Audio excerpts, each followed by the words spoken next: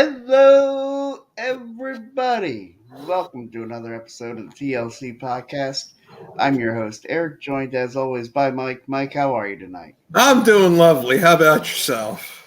I'm doing good as well. I'll tell you, I feel like I'm probably doing maybe a little better than you are. We had a conversation before we went off, before we came on the air, and why we're a few minutes late. I know you had some issues with your phone service and Yes, or lack thereof. And lack thereof. So this yeah, is going to make a more entertaining show. So yeah. So we are here to provide that level of comedic relief to the rest of the civilized world.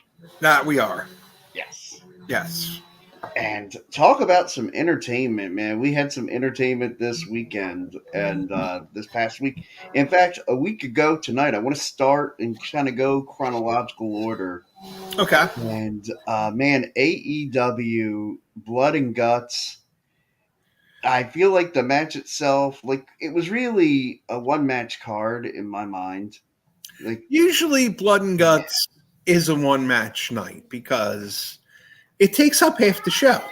right, yeah. The match started at right at the start of hour number 2, and I was determined to stay up and watch the whole thing, Okay. and so I did.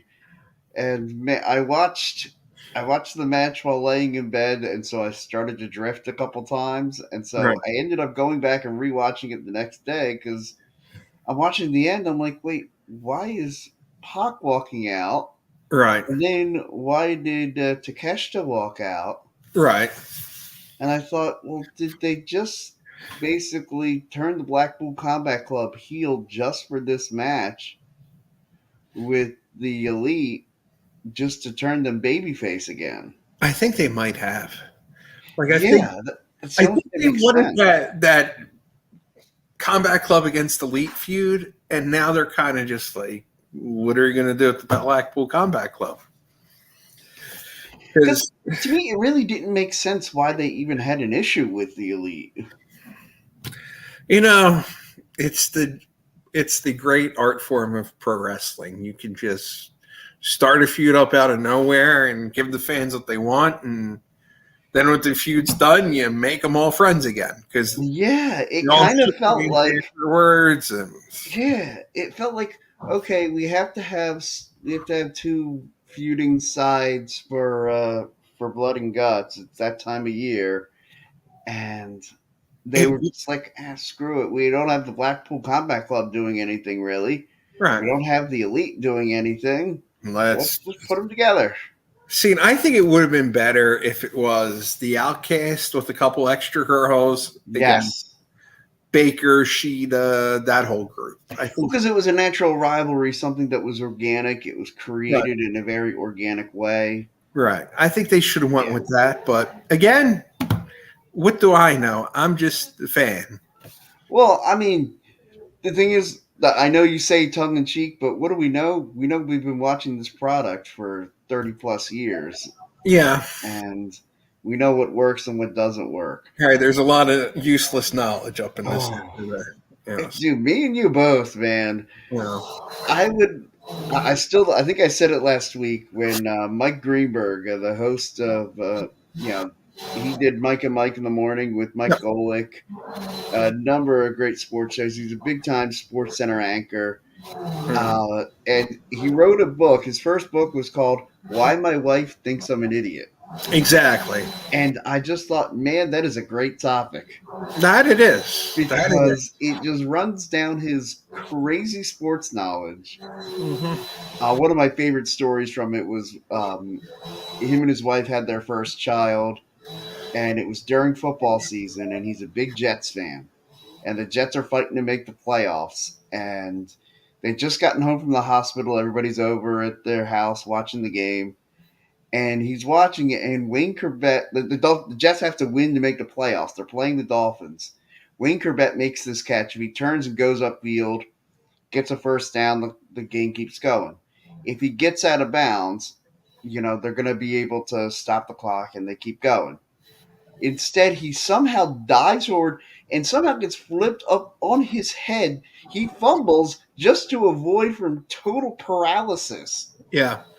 And at the end, the Jets lose the game on that fumble. Yep. And he's ready to flip out, have like what my wife would call an Eric Smash moment. Okay. And so his wife, realizing there's only one thing in this world that if she hands him, he won't destroy, hands him his daughter. Right. So he takes his daughter, and his wife, knowing he's not going to chuck this, like, Right. and and so he does. He takes the baby, and he's like holding it together. Hands the baby back. Maybe an hour later, he's sitting there having a conversation with his dad, and his dad's sitting there trying to talk to him and say, "Son, look, like you're a father now. Like, so some things have to take priority." And like he's having this great heart to heart with him, and he turns and says to his dad in his infinite wisdom, "Yeah, that's all great, but what the hell is he thinking there? Why doesn't he just go out of bounds?" Or, like, Exactly. yeah. That's what sports fans do. Exactly. And that's what I would do too. Right. And see, that's where at least, like, I have a very different opinion of NFL and Sure. where I've worked before. Jade's my opinion of the sports complex in general. Yeah. So at least I don't have to get myself all hyped up about that anymore. God bless you. Yes. Because I have never been able to master that. In fact, last year, man, I was so convinced that no matter what happened in the Super Bowl, I was going to be okay. That there would be no Super Bowl hangover. And it hit. Oh. And man, it hit bad this year. It really did, because I remember doing the show after the Super Bowl, and it was rough. Yeah, you were probably the first one I actually was able to have a conversation with after the Super Bowl. Yeah, I think so. And I liked it because we were able to still talk wrestling, but I was able to get my Super Bowl conversation, my Super Bowl thoughts out there. Exactly. But now, gosh, we sit. What is today? The 20th. Yeah. So next Thursday is the first NFL preseason game. How about that? Yeah, and I still can't talk. I still can't talk football without talking about that. And let me just get a comment up here. Hey, man, thanks for joining us. I promise you we're going to get back to some wrestling talk now after I had that little soliloquy about Mike Greenberg and then the Eagles Super Bowl. But the blood and guts match, I'm always entertained by it. It's a lot of fun. It is. I love that they give it away for free on free TV. How much long do you think that this is one of those things that eventually, like, AEW smartens up and puts it on a pay-per-view? I don't think. I think AEW. This is what gets me about All In and All Out. Mm-hmm. Is because AEW has always just been 4 pay-per-views a year. 4 pay-per-views. Yeah. And then last year, with Forbidden Door, I can understand making it 5 because that's a special occasion. Mm-hmm. I'm trying to think what's going to happen because All In and All Out are a week apart. Yeah, it feels like All In is all about the international audience. Right. And I feel like it's going to resemble like what the WWE old, what do they call this? The Rebellion pay-per-views? Oh, the UK exclusives that they Yes, the UK exclusives. Rebellion. I feel like it's going to resemble that, only like we're going to be able to get it obviously here. Right. But like, in the concept of not a whole lot is going to happen. They probably don't close with a championship match in their, in that building in Wembley Stadium. I think they close with an IWGP championship match. That'd be good. I'd enjoy that. Well, that's the thing. Like, they're able to incorporate, like, they could bring Ring of Honor stuff over there. Right. They can get New Japan involved and bring them over. Yeah. Hell, if they wanted to, I'm sure if they called Scott D'Amore, they could get Impact Wrestling in on that. Although, if I'm Impact Wrestling, I don't want any. I don't want anything to do with any of that. Right. You're You doing got your your own own stuff thing. going on. You got your own stuff. I mean, that would work. Another promotion that I'm going to throw the name out and might hit is Rev Pro. Yeah, because they've worked a lot with New Japan as well. New Japan, yeah, and they've done a lot of promotional stuff. So together, it wouldn't surprise me if they throw in a couple Rev Pros. I would agree with that. I would love to see like Aussie Open versus the Elite or something like that. Yeah. I want Aussie Open FTR. I've been saying. Well, yeah. I want it again. I want it on a bigger stage. Now we have the Ring of Honor against AEW World Tag Team Champions. Let's do it. Yeah, I would absolutely love that too. It's funny because I've told you before a while ago. I signed up for Honor Club. I watched Supercard of Honor. Right. As soon as it became available on Honor Club. And man, what a great show. And I decided to go back and look to see some of the other great shows from their past, like what's available on there. Yeah. Holy crap, there is some great stuff available on there. Yep. When we get back to doing our homework assignments, which I figure maybe after we get done our list, okay, we could get back to doing some of that. We can throw some Honor Club stuff on the homework assignments. There you go.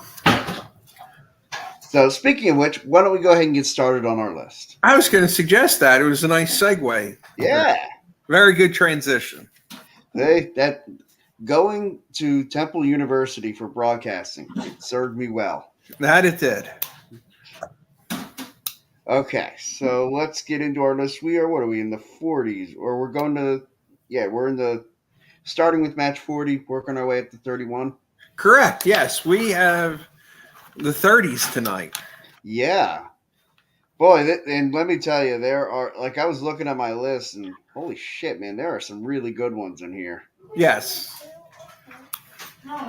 All right, number 40 for you. Number 40 for me, the phenomenal AJ Styles against Christopher Daniels at Against All Odds 2005. Nice. It's funny because I also have Impact Plus, and I looked back and I was trying to see, different shows I should watch, and that was definitely one I looked at and thought, I want to watch this one when I get some time. It is phenomenal. No pun intended. Well, my number 40 is The Rock and Mankind in the I Quit match. Okay. From Royal Rumble. Royal Rumble, yeah. One of those moments that didn't age well. No, it certainly didn't. Man, that match, those, 20-something chair shots? It's barbaric to watch. Now, there's one point, and I feel like I said this before.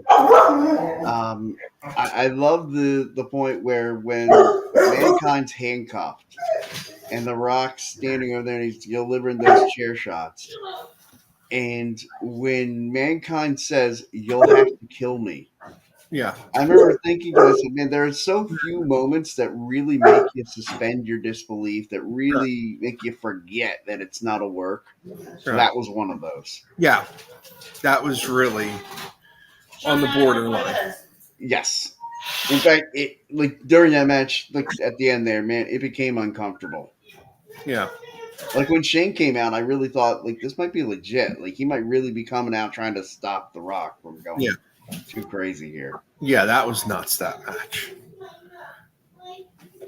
All right, 39. 39. I believe this is on your list earlier in the countdown. Okay. Magnum TA against Tully Blanchard in the I Quit match from Starrcade 85. Yes. Yes. Speaking of uncomfortable moments with the spikes and that. Yeah. That match, as great as it is and was, it did have that, made you a little squeamish there for a minute. Yeah. Oh, nice. Cedar Hills, Texas fan. Thanks for checking in, David. Thanks for the support, man. Appreciate it. All right. So yeah, what do we? At my 39, Brock Lesnar versus Shinsuke Nakamura from Wrestle Kingdom in 2006. Oh, very I think nice. I told you I was kind of trying to talk about this occasion last week when I just kind of went on a New Japan, went down the old rabbit hole on Yes. YouTube finding great matches, and I found that one, and like I was glued to my screen. Yes. It was fantastic. Especially how well Brock is in that match. Yeah. It's kind of like Hogan in Japan. It's a whole other element that we didn't get in North America as much. No, it's like I think it almost feels like he didn't think he had to work as hard in America. Yeah. Whereas he works really hard in Japan in that match. No, don't sell the whole cup of shit. Come on. All right, 38. 38. I have the ladder match from WrestleMania 10 between Shawn Michaels and Razor Ramon. Hard to argue with that. That's just, it's been talked about and celebrated a lot, and it's worth every bit of it. It really is. My 38, the moment is bigger than the match, although I really enjoyed the match, and it's the Outsiders and Hogan versus Sting, Luger, and Savage. Yes. From Bash at the Beach. The moment is just, it's what makes the match.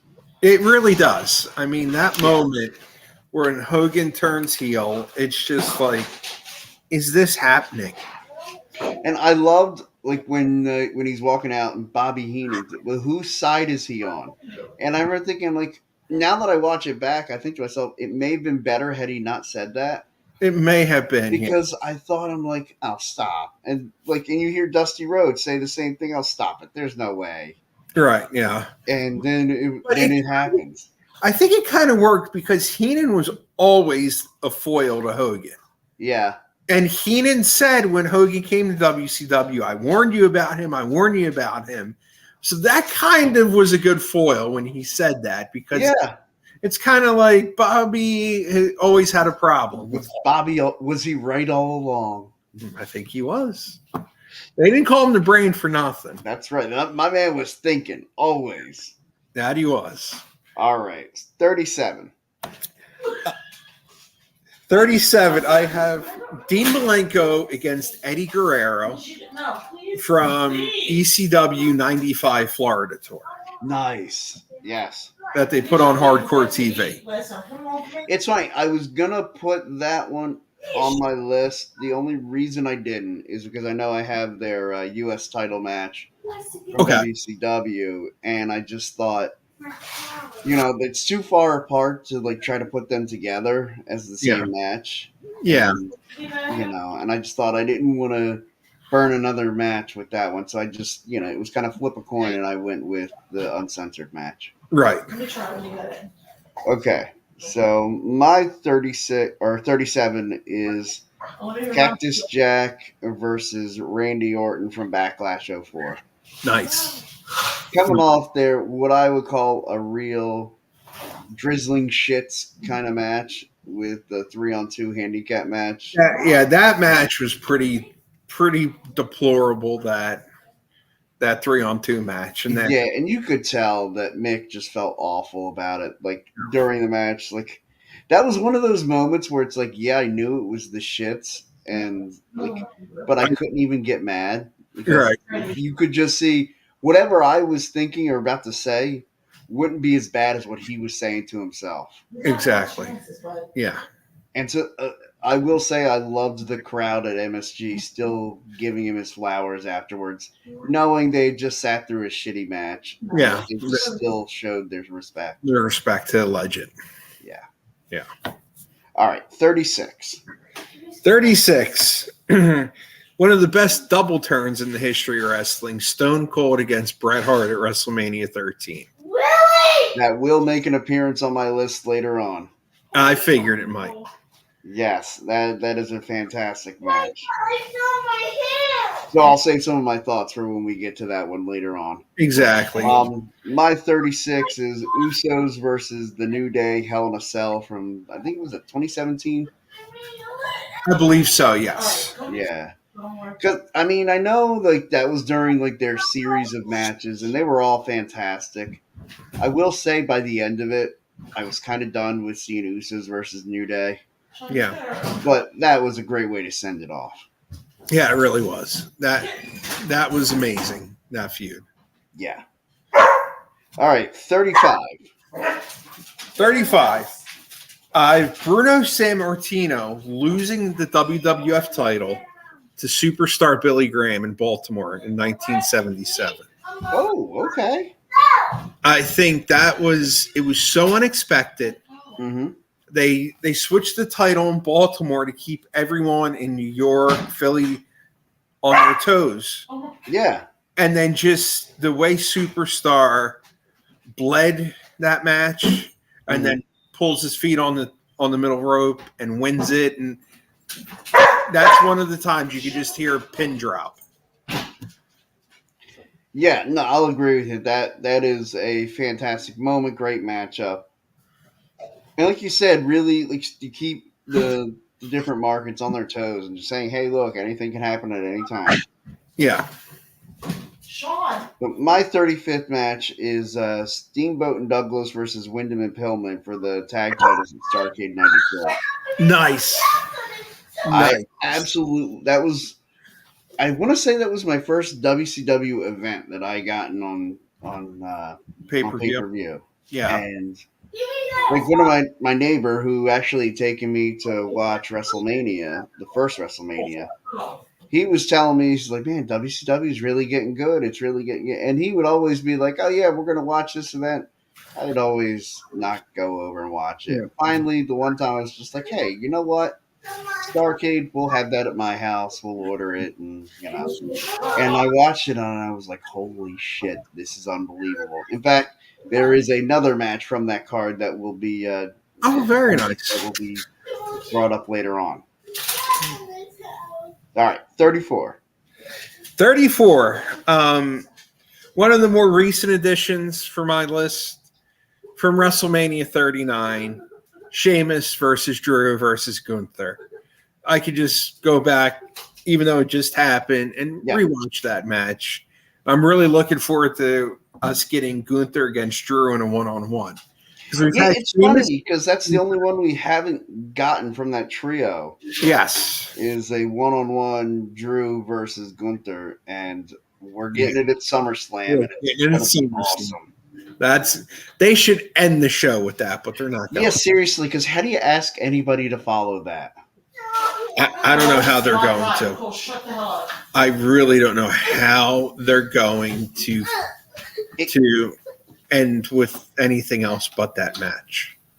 And I know we talked about where they are as far as Gunther getting the record for the longest Intercontinental title reign. Yeah, like how close he is. If he would pass it by SummerSlam, I don't think he would. No, but he will be second at that point. Okay, it's after Payback is when he's going to break it. Okay. I think it's then to me, that's when I'd love to see Drew win it from him, because I just feel like that's one of those things where once you do that, like you can, it's almost like with Brett and the WWE title, you had to get the Intercontinental title off of him first, and then you move him up to the main, to the main championship. Yep. And I feel like the same thing should happen with Gunther, and maybe have him challenge for the world title, whether it be, Seth Rollins or Damian Priest, whoever. Gunther should get a world title match soon after he drops the Intercontinental title. Yeah. Okay, so what was that? It's 30. That was your 34, right? Okay. That was 34. All right, my 34th match, Chris Benoit, Kevin Sullivan, Falls Count Anywhere from the Great American Bash in 96. Oh, nice. This is probably the moment where Chris Benoit became my favorite wrestler for a long time.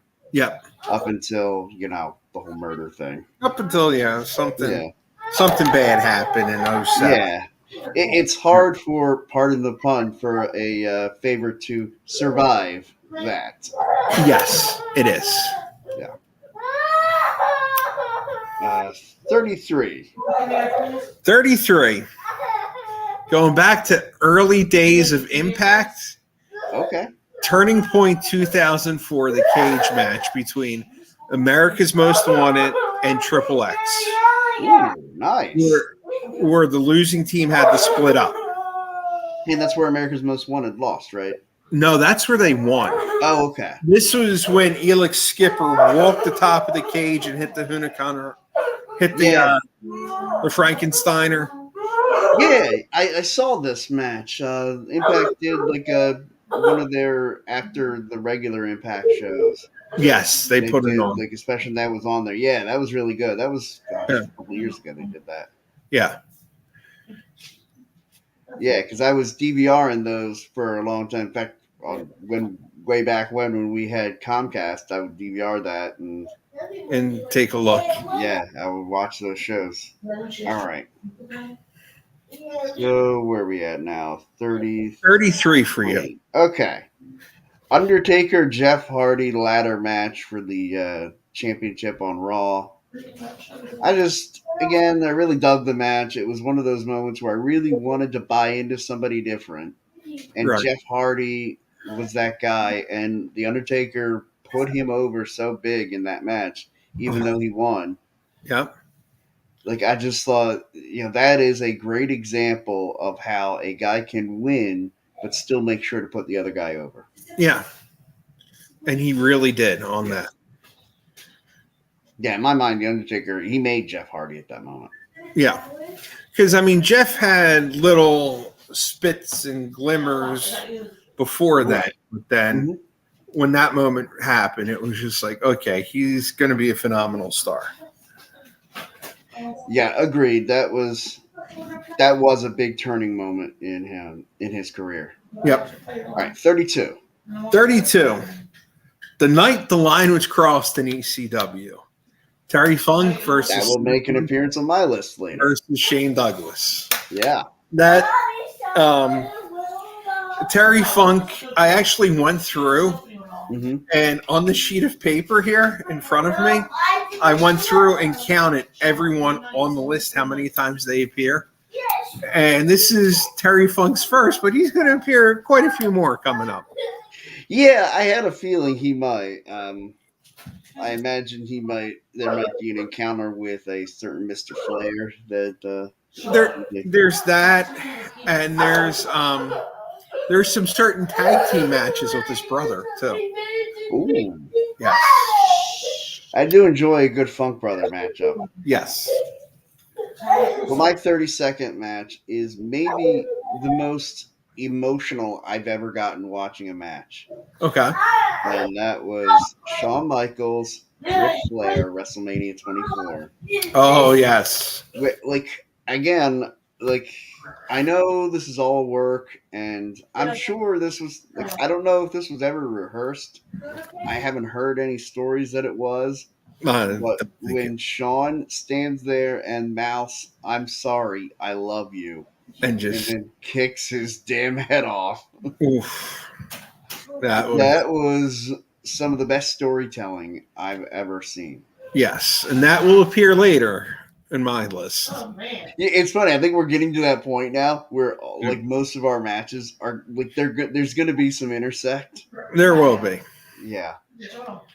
Although I don't know that anything will beat the timing of last week where you and I both went with the Charlotte and Sasha within like a couple matches of each. Yeah, no, I don't know if we could beat that timing. All right, 31. 31. Bret the Hitman Hart against Roddy Piper at WrestleMania 8. That is a great match. I thought you were going somewhere else, and I was going to laugh my ass off, and you will understand why when I tell you my 31st match, Bret Hart versus the British Bulldog at SummerSlam 92. Again, that one will be on my list. So you had when he won the belt, and then I have when he lost that same championship. In fact, that same title reign. Yeah, I have that same title reign, the bookend. 31, and the Bulldog Hart match for me, it's way up there. Yeah. Yeah. There's a couple that I look over and I'm just like, so, like when you brought up the Bret Hart Roddy Piper just now, I thought to myself, I'm like, I have to have that somewhere here on the Yeah, list. And if not, I'm gonna have to make some changes to the list. exactly. I think we should do a double one episode. Do 20 of them the way this is going.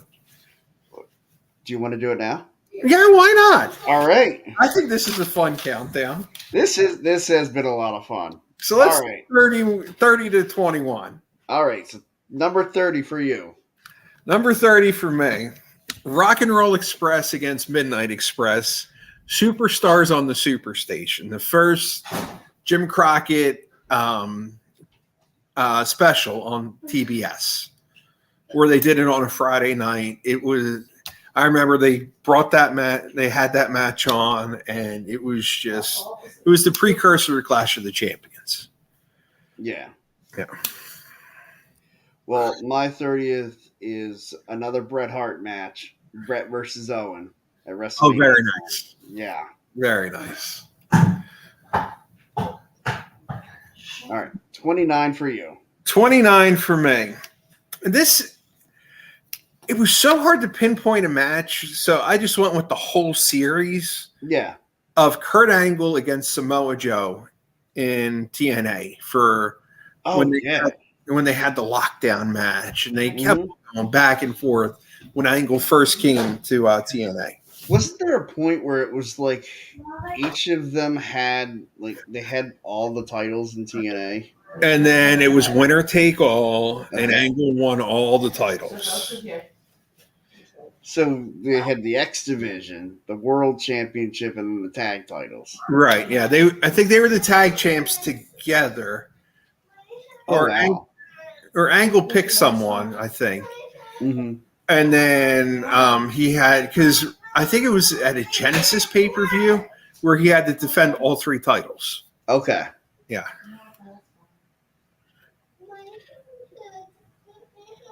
All right. I'm gonna go to a comment here. Roman needs the title. Yeah. Look, I agree with you. I'd say stay tuned at WrestleMania. I think you're onto something there, David. Appreciate the comment. Appreciate you chiming in there, man. I definitely do agree that they need a new champion. Like, I'm over the Roman Reigns character. Although, Jey Uso's not beating him. I'm sorry, guys. No. All right. So, yeah, my 30th was Bret versus Owen. 29 for you. Did you already say yours? Or? Yeah, Kurt Angle, Samoa Joe. Oh, yeah. Series. Sorry. 29 for me, the very first Money in the Bank ladder match from WrestleMania 21. Very nice. Yeah. I really enjoyed that one. I love the concept. And it was one of those things where I don't know that I quite understood the rule. And because it was like, okay, I knew he could cash in whenever. And I always thought, like right after that, when they had the Gold Rush tournament and Edge won the tournament to get a world title match. Right. And I thought, okay, well, I could see him challenging for the title as the winner of that tournament, and then maybe getting himself disqualified, hitting him with a chair, and then saying, you know what, cashing in Money in the Bank, and then winning that way. Yeah. I didn't expect a New Year's Revolution card. No. And by that point, I kind of had forgotten about it. Yeah. And they did such a good job not mentioning it at all. Yeah, they really did. They just had him carry the briefcase leisurely. Yeah. Okay. Where are we at? 28. 28. All right. Yeah, 28. Trilogy from last year between Cody Rhodes and Seth Rollins.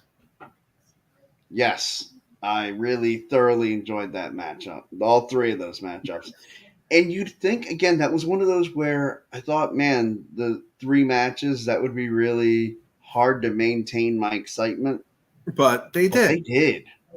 Yeah, and it seems like last year is the year of the trilogy. Yeah. Between Cody and Seth, and then FTR and the Briscoe brothers. Right. And yeah, I know I mentioned that one earlier too. Definitely enjoyed that trilogy as well. Yes. All right. So again, where are we at? 28. 28. This is again when I was going through a lot of my New Japan love. Kazuchika Okada versus Sonata from the G1. I want to say it was 2019. I believe it was, yes. And they had just one of the absolute best matches I have ever seen. Oh, those two tore it down. And I really hope that we get, at the end of the G1, which, when does it start? Is that starting? It's already, yeah. They're already about 4 matches in. Okay. Yeah, I will have to find that on YouTube and watch that. Yeah, it started on the 15th. So okay. Yeah. So yeah, I'll have to check that out. But yeah, man, like those two, it was just such an incredible match. I remember watching at the end, just saying to myself, "What the hell did I just see?" Yeah, it blew my mind. It was a phenomenal performance. All right, 27. 27 for me. John Cena, CM Punk, Money in the Bank 2011. Very nice. That matchup will make an appearance later on in my list. In fact, I have decided I am going to make an audible right now with my match 27 because I don't think it's high enough. And there's another one that I thought, man, there's no way that can really be that high considering some of the matches I have listed. So I will just say my 27th match is the Pinnacle versus Inner Circle at Blood and Guts. Blood and Guts, yeah. Blood and Guts, as we were talking about it earlier in the show. Yeah. So let me go and take that. Where was that? Yeah. Yeah, that's way too high for that match. So I will replace that with the match I had listed there. While you go ahead and give me your next. 26. We just spoke about this. Ric Flair, Terry Funk in the I Quit match. Nice. It was actually perfect that we were doing 20 this episode instead of 10. Yeah, so that worked out very well. And I will say the 20s should be sponsored by the Funk family. Spoilers for the next few. Yeah, right?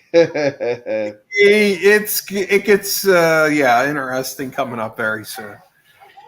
I mean, really, the 20s should just be called Eric's puberty stage because for me, number 26, Eddie Guerrero, Rey Mysterio, Halloween Havoc 97. Oh, very nice. Yeah. What a match. All right. 25. I had to do it. Since it's 25, I had to put it here. Shawn Michaels, Undertaker, WrestleMania 25-26. Very good. Those two matches make an appearance on my list later. I figured it shall. Yeah. In fact, it'll be a couple weeks before we say that one, but yeah. Yeah, I figured that might be in the top 10 for you. Yeah. Yeah. So my 25th is Bret Hart versus Stone Cold. I Quit. WrestleMania 13. There we go. Yeah. All right, 24 for you. I know my 24th match will be much higher on your list. 24, brother versus brother. Cody versus Dustin at AEW's Double or Nothing 2019. Very nice. Was that the first Double or Nothing? Yes, that was the first Double or Nothing. Okay, yeah. I remember hearing about that. And then afterwards, Cody gets Dustin to be his tag partner. Against the Bucks at the next pay. The Young Bucks, yeah. I think it was Fyter Fest. It wasn't the pay-per-view. Okay. No, yeah, that was – I remember I was just like, do I spend the money to watch this? Because they weren't even on TV yet. And something told me, something's going to happen. And it was a Saturday night. I'm just like, why not? And I ordered it, and I wasn't disappointed by their first one. No, and that's one of the I love hearing stories like that, like where it's like you're on the fence about ordering one of the shows, and you just decide, screw it, let's do it. And you definitely don't regret it. No. My 24th, I just said, is going to be much higher on your list. It's Ric Flair, Dusty Rhodes, Starrcade 85. Yeah. Yeah, I know. It's a lot higher on your list. Yeah, that one cracks. Well, 84, 85, I did the double combo, so that will crack the top. I mean, I probably should just say it listed as the combo. Yeah. Maybe just first, yeah, I'll say, it's. Yeah, because 84 was great when Joe Frazier stopped the match, and then Dusty with his promo afterwards about how boxers don't understand wrestling and really gets fans fired up, and then they have that whole year build up, and here we go again. And it really was just special. Yeah. All right, number 23. 23. I had to put the combo on, and Austin Rock WrestleMania 17. I think that's the best of the 3 WrestleMania matches. Yeah. And just the way Austin turns with Vince and everyone didn't see it coming in Houston. I just thought the storytelling was so great. And it's funny because I think at first fans were really confused by that. They really thought, they're like, oh, is Vince McMahon turning babyface? Right. And it's like, and then you realize, but it's like, but Austin's still getting the reaction because you're there in Texas. Exactly. So where are we at? Okay, 23. Shawn Michaels versus Razor Ramon, WrestleMania 10, the ladder match. Very nice. Yeah. Very nice. Hard to argue that one. No, I really think that is the blueprint for a great ladder match. Yes. It's the standard that they're all held to, and it's just it's amazing. Yeah. All right, 22. 22. It is one of these matches that if you're not a wrestling fan, it's one of these matches where you're like, did this really happen? It's a tag team match among 4 former world champions at the time. Oh, okay. From All Japan Pro Wrestling's World Tag League in 1984, Dory and Terry Funk, as I promised, they will be on the list as a team, against Harley Race and Nick Bockwinkel. Oh, wow. It was a 30-minute draw. That makes sense. Yeah. Yeah, it's one of the... I've never seen that match. You can find snippets on YouTube of it. Okay. Yeah. I will have to look for that. Yeah.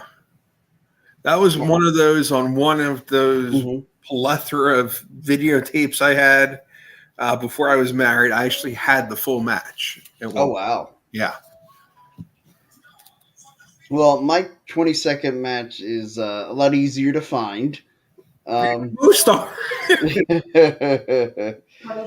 Flying Brian Pillman versus Jushin Thunder Liger from Super Brawl 2. Nice. I One of my favorite love that matchup. light heavyweight matches. Yes. Because they're trying to bring back the light heavyweight division, and why not feature those 2? Yeah, right. Those are 2 of the best to ever do it. And I loved their storytelling, and I love that they were still able to have this great high-flying match when they weren't allowed to use the top rope. It really isn't. Like, what are we thinking, Cowboy Bill? Like, I like a lot of his booking decisions, and a lot, like, clearly he just took the JYD and made him a freaking star, but then again, JYD made himself a star. Right. And I had a lot of issues with that dark side of the ring they did on him. Yeah. Yeah. Yeah, I did too. There was a lot to take umbrage with. Yes. All right, 21. Yeah. Harley Race defeating Terry Funk for the NWA World Title in Toronto in 1977. Oh. Okay. Yeah, it's one of those. It still translates to today for wrestling fans. Funk had the injured knee. Race goes after it. Finally puts Funk in the Indian Deathlock after 40, 50 minutes of a match. Mm-hmm. And Funk just couldn't take it anymore and submits, and Race wins. I think that was his second or third title reign at that point. Okay. Yeah. All right. So my 21st match, and then we'll get back to we'll talk about the upcoming Great American Bash. Yes. And then we'll get on out of here tonight. My 21st match, Johnny Gargano, Tommaso Ciampa, the unsanctioned match. Oh, very nice. Yeah. Yeah. And it's such a weird time because was that their COVID match or was it? Well, basically, I could have chosen anything from the series of matches. Yeah. I mean, maybe I guess I could just say the series there. You could have and gotten away with it. It was great seeing two former teammates who were rivals. I really hope they get those two back together. I do too, and I know we really thought that was going to be the tag match at SummerSlam. Right. Yeah. So I'm trying to figure out what's the matter with Gargano. Yeah, we haven't seen him in a while. And speaking of other wrestlers that were injured on Monday night, of course, everybody saw the gruesome injury to Liv Morgan. Yes. With Rhea Ripley. I got to believe that that's a result of the previous shoulder injury. Yeah. That made them forfeit the tag titles to begin with. Yeah, I think something. It just sounds to me like just didn't heal right, or I think she came back too fast. Yeah. So now she might need a little bit more time off. So. Well, when they were describing the injury, I remember thinking that sounds like one of those things you need surgery for. Yeah. And now apparently I think she is going to have to get shoulder surgery. Yeah. So best of luck, speedy recovery, Liv Morgan, and hopefully we'll see. I got to believe that maybe Raquel shows up on Monday night this Monday and challenges Rhea Ripley to a match at SummerSlam. Hopefully, because Rhea will need an opponent at SummerSlam. So right, you can't have the biggest show of the summer not have the Women's World Champion on it. Right. And Rhea Ripley's the hottest female talent in the business right now. Yeah. I think we've said that last week.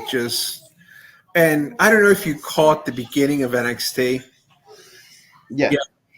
Mm-hmm. Her promo with Dom last night was hilarious when the fans are yelling, "Cut the mullet, shave the mullet," and that was fantastic. Just how she had to ad lib that. Because you could tell she wasn't expecting that. Yeah, I'm sure she got to be like, what the fuck are they doing? Like, who started this shit?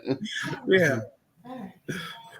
Which, I love the Great American Bash, the triple threat for the NXT North American Championship. I liked the title change last week. Yes. Because it was unexpected. It was. And then you had Dominic make history by headlining Raw, NXT, and SmackDown. Yeah. And then he, wrestles and defends the North American Championship on both SmackDown and Raw. Yeah.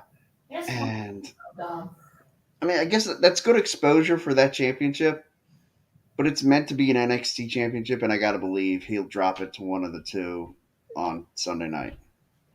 I don't think so. You don't think so?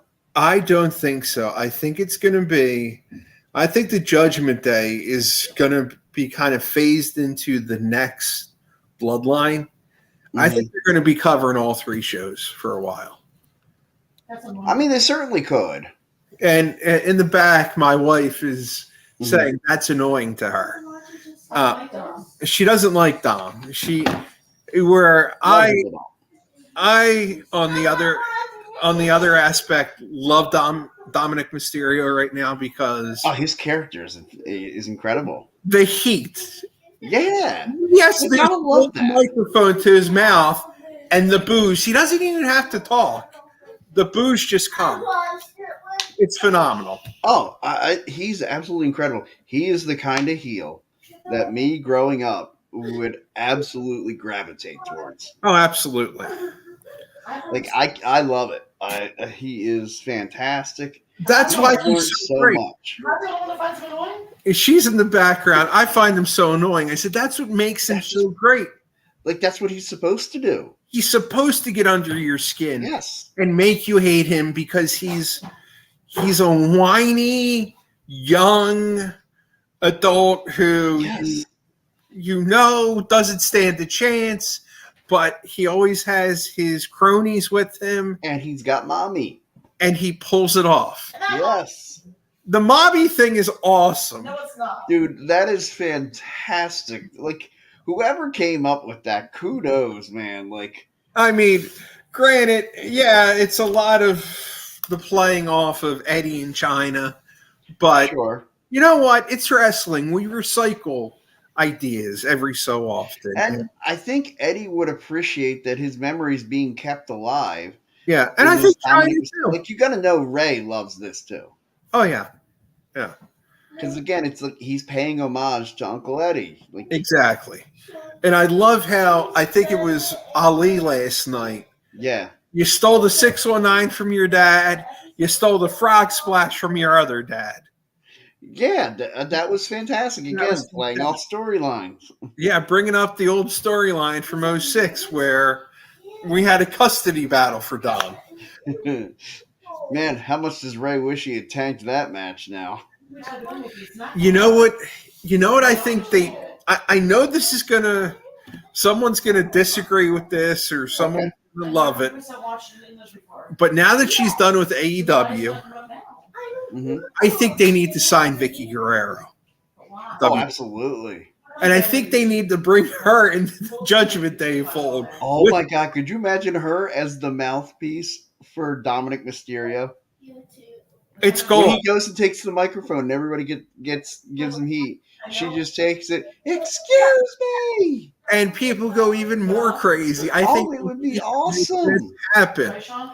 I have to feel like she helped Dominic get that kind of heat because Vicky had the same kind of heat when she was there. YouTube, just go to the internet. It was fantastic. Yeah.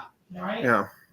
On the regular internet. Oh, I would absolutely love Vicky and Dominic. I just want to see the two of them on the screen together. And I think we need this. even if it's just a one-off, just give me a one-off of it. That's all we need. Just that one moment for fans to remember. Okay. Do we want to pick the card? Yeah, because I think I'm up by 1 point right now in our series. Yeah. Because it was the Elite and the Blackpool Combat Club at Double or Forbidden Door. Yeah. Yeah, so it's 47-30, 47-46. Okay. So, because we both tanked the main event, which I was surprised with. Yeah. Because we both thought it was going to be Okada. Yeah, I really thought Okada was going to win that. Yeah. Yeah. All right, so I guess should we just start with what we think is going to be the main event with Sure. Carmelo Hayes and Dragunov? I think that's safe to assume. I think that's a safe assumption. I got to believe this is a retention for Carmelo Hayes. Okay. And part of me thinks it's going to be, but I'm going Dragunov. Okay. I think it might be a case where they're going to take the title off of Hayes to perhaps move him up. Yeah. move up because he's been on NXT. He's been seen on Raw, seen on SmackDown.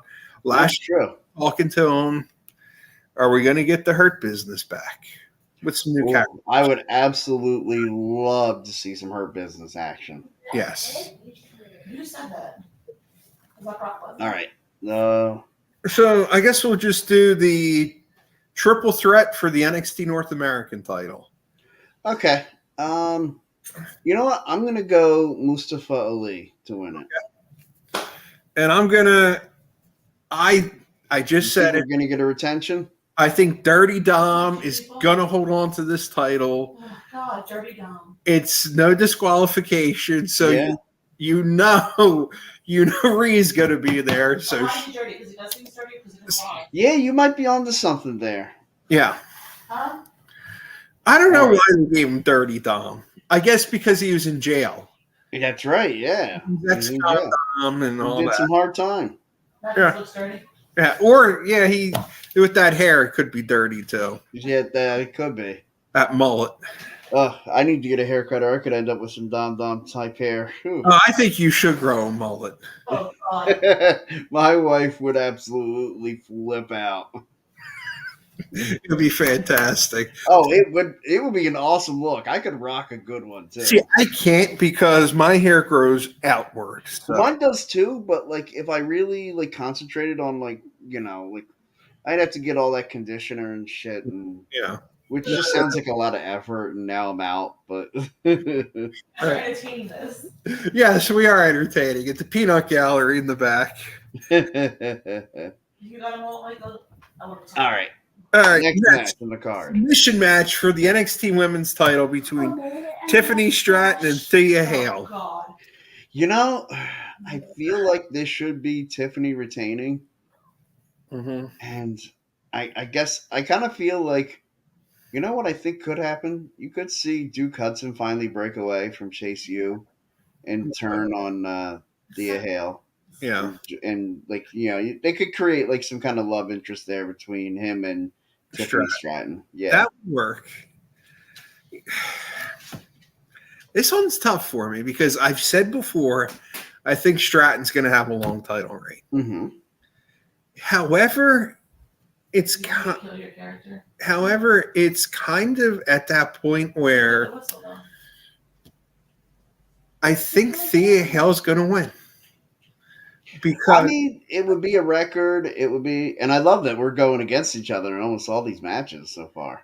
Because I really think that with Thea perhaps being so over, and because Vince doesn't really have his thumbprint on NXT, where it's more Triple H, Michael, they might be listening to the crowd because Thea every week. Chase U, the ovation gets louder and louder and louder. Yeah, the Chase U is big time over. Yeah, so I'm saying maybe we get our feel good moment for Chase U. That'd be nice. You know what? I think I'd take an L to see that. Yeah. Next is the tag title match with Gallus against the family. This one is hard for me to put my finger on. Me too. Because if Gallus doesn't lose the titles here to the family, then you got to believe the family's kind of done. Yeah. So I'm going to go with the D'Angelo family to win the tag titles. Okay. You know what? I think I've got to agree with you on that point. And I'm going to go with the family as well because it's kind of just like... Because it doesn't happen now. Like, what do you do with the family next? Right. Gallus, I feel like you could move them right up to the main roster and they'd be fantastic. They would fit in great. Yeah. Wherever you put them. Yeah, I think so. All right. Weapons Wild match between Roxanne Perez and Blair Davenport. This screams that Roxanne Perez, like we see that like sadistic side from her. Like they've been teasing it, and she had that run-in in the grocery store, which I feel like was an homage to Booker T, Stone Cold. Yeah. But yeah, they had the run-in at I guess it was a convenience store or wherever they were at. Yeah, it's very homage-y to. Yeah. Although it seemed more dark and serious, whereas Austin Booker T was comical and funny. Exactly. So I'll go Roxanne. I think Roxanne shows that mean streak. And I think I'm going to go with Roxanne as well. Yeah. And then the final match is Corbin against Gable Stevenson. I gotta believe Gable Stevenson. Like, it's his debut. They're not going to have him lose his debut match. Yeah, that's how I feel with him. Yeah. I feel that's why I kind of put this match at the last because to me, out of this whole card, that's the most obvious victor. Yeah, I agree with that. Otherwise, I'd say it's a pretty unpredictable card. It really is. And based upon how we've picked in the past, I mean, we got 1, 2, 3. I haven't played Minecraft with you for a little bit, remember? We only picked 2 matches the same. 3 matches. Okay, 3. Hash. Oh, the D'Angelo family, yeah. The Angelo family, and then the Perez and the Stevenson. So. Yeah. Yeah, so we go head to head quite a bit on this card. Yeah. Like, because you figure, like, we're smart enough to the business. Like, we know, like, hey, this is a work. We know, like, who should win in a lot of these spots. So we're probably going to pick a lot of the same winners as this thing goes on. Yes. This is one of those shows where it's like they did a really good job of creating an unpredictable card. They did. And that's the one thing I like about NXT. Mm-hmm. For me, it seems like they're more unpredictable than the main roster right now.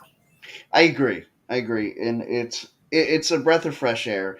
It's one of those things where I love, like, as much wrestling as we get to watch, and I know we've talked about maybe the oversaturation of the product, and it's real, but I like that, man, there are a lot of different, there's something for everybody out there. There is. Like, I mean, Ring of Honor, I watched last week's Ring of Honor. It was one of the first ones that I really got to sit and watch. Right. Since the first couple, when I was trying to go on my run and try to watch the whole thing in order, and I thought, man, I'm not going to try to do that. I'm just going to watch the most recent one and then just pick up from there. That's all you can do. Yeah, and it was great. And that was the go home edition before Death Before Dishonor. Yep. And it's fine. I know you and I had talked about going, and neither one. When I tell you my financial situation, that I am strapped. Like, right. It is no joke, man. I got a week till I get paid, and I am scraping the bottom of the barrel. Oh, yeah, it happens. Like, I don't know if I just didn't plan this month out very well, or it was just a lot of things come and due all at once. And it's 2023. Yeah. I think that's 100%. And it's the way we are right now. Like, you know, you can't go out to dinner anymore without spending, like, I imagine you probably can't go out without spending $150. You know, it's bad when for four of us, and Chick-fil-A is almost $40. Yeah. For four people. It's like, it's Chick-fil-A, it's a drive-through. Come on, it's not a sit-down meal. All right. I mean, you're looking at $10 a head for Chick-fil-A. Exactly. Yeah. Where my wife will yell at me. We have season passes to Dutch Wonderland. Mm-hmm. And every time we go out there, I love the Waffle House. I don't know what it is. Sure. Yeah, I think it's just that the greasiness of it all. The greasiness of it all and everything. Oh, there's something about it. It's funny because my wife, when we went on our honeymoon, not to cut you off, but we went to Nashville, Tennessee, and Memphis. And one of the things she said to me, because there isn't a Waffle House near us, she's like, I want to go to Waffle House. I'm like, it's not special, sweetheart. Like, It's not great. But hey, it was the honeymoon. You had to try it. Oh, yeah. Yeah, and we did.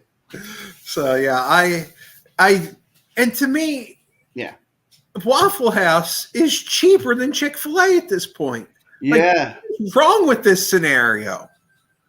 Like you said, Waffle House, like, that's, I mean, look, it's not fine dining. It's not by the Walmart of fast food, but or of of the sit down dinners. Right. Yeah. But I mean, when Waffle House is more reasonable than Chick-fil-A, and dude, don't even bother going to Five Guys. What about the other place with the? And I love Five Guys. I love Five Guys too. See, what I do if I really want Five Guys, I've got an easy way to get it. My dad loves Five Guys. So if I am in their area for my work and I stop by for lunch, I can always be like, hey, Dad, you want to get Five Guys? And he'll jump. And that's my way of getting to Five Guys. That's smart. That is smart. That's very smart. No. Shake Shack or something? Oh, yeah. And how did we get talking about food all of a sudden? Well, I know it's about dinner time. In fact, we're going to have to wrap up this episode because my wife's cooking cheesesteaks. Oh, very nice. I am a sucker for a good cheesesteak. I don't blame you. Yeah. I don't blame you. I will have to tell you a great story about Pats in college, one of our episodes in the future. I have a great Pat's story as well. In fact, my only ever trip to Pat's, because I'm a Geno's guy. Although being from the area, I know Pat's and Geno's are both just the touristy spots. Exactly. Everybody's got their favorite local place. Right. Now, I will say one of my absolute best Philly cheesesteaks didn't come from Philly. It was in Jersey. Okay. The Jersey Shore in, I think it's Wildwood is where it's at. Russo's. Okay. Yeah. They make an incredible cheesesteak. Oh, yeah. That's close enough. Yes. Yeah, I was going to say, yeah, it's practically Philly. It's practically Philly, yeah. Because the moment with me was Pat's served Coke for many, many years. So I forget what night of the week it was, what had my birch beer. Mm-hmm. Very next day, my buddy and I go back down. This is when we were in college. I go to order a birch beer. The guy goes, "We have Pepsi products." We look at each other flabbergasted. They changed from Coke to Coke to Pepsi that day. And we were actually there the last day of Coke and the first day of Pepsi. Oh, wow. Oh, wow. Yeah, it's bad. Well, my one and only trip to Pat's was September 10th, 2001. Oh, wow. The next day, we were attacked by terrorists. Yep. I'm not saying it's because we went to Pat's and not Geno's that night. Right. I'm just saying it's not because of that. Exactly. An odd thing to remember that that the night before we get attacked by terrorists, I had Pat's. That it is. My one and only time. I was there with another buddy of mine, and we were both Geno's guys. We were with a couple other people who were like, "Oh no, let's go to Pat's. Let's go to Pat's." And we both look like, you know what? We've never tried Pat's. We've always just gone to Geno's, and it's incredible, and we love it. But let's give it a try. Right. Yep. And I know I'm probably going to hell for saying this, but they're the same fucking thing. There's no real difference. It's the ambience. Yeah. The ambiance, not ambience. Oh, I said it That too. That too. Yeah, that too. The fancy English teacher in the background. Well, I mean, we do need to be corrected on our English, even though we're on a podcast. That we do. All right, guys, thank you so much for joining us. We're going to call it a night, so I will be just in time for dinner. So my wife will not kill me, so I will be back next week. Good. So everybody, have a great night. Mike, anything to add before we get out of here? No, nothing at all. All right. Everybody, have a great night. And once again, an homage to Ian Riccaboni. Happy wrestling, everybody.